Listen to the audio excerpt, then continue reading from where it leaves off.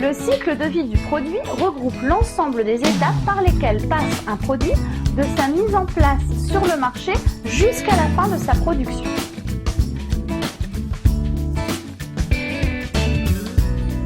Le cycle de vie du produit comprend généralement 4 phases. Une phase de lancement, une phase de croissance, une phase de maturité et une phase de déclin. On peut ajouter une phase de relance en cas de besoin. La durée de chaque phase et du cycle complet dépend largement de chaque produit. Les durées respectives des différentes phases et du cycle complet sont très variables selon les produits. Prenons l'exemple de la marque Coca-Cola qui se situe en phase de maturité depuis des décennies et a un cycle de vie produit qui dure depuis plus de 120 ans.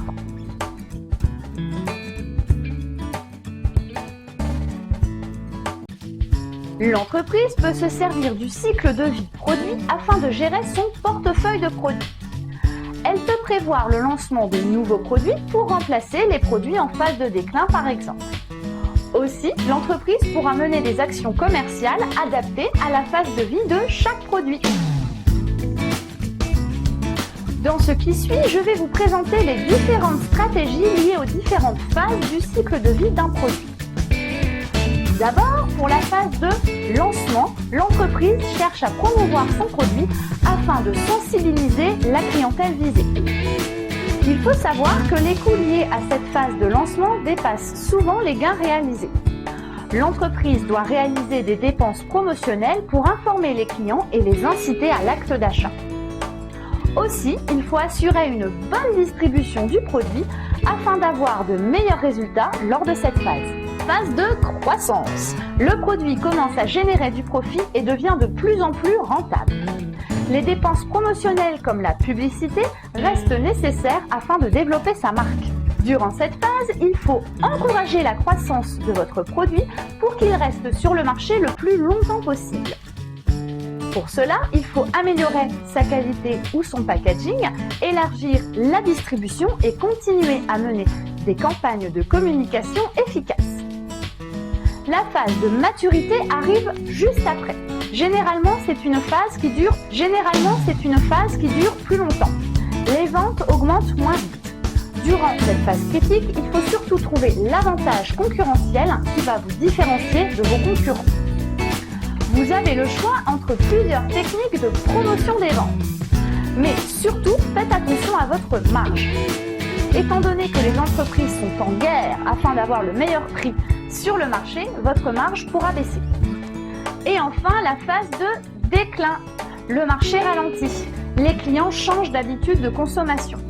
Vous pouvez augmenter votre profit en réduisant d'autres coûts comme la publicité ou autre.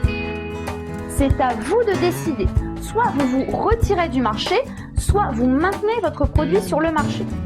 Si vous optez pour la deuxième proposition, il faut relancer et booster vos ventes. Il faut investir un peu plus afin d'améliorer et de moderniser votre produit. Tout cela afin de fidéliser encore plus la clientèle visée.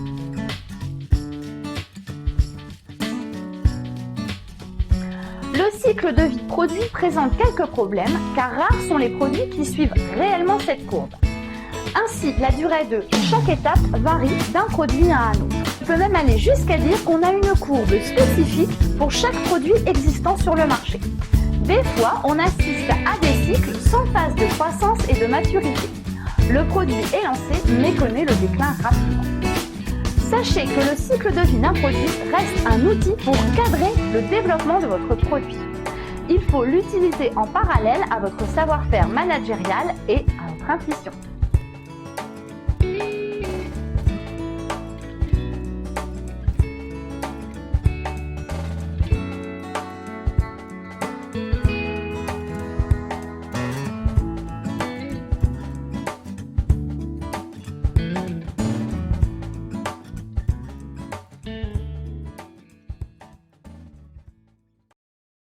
Created using Powtoon.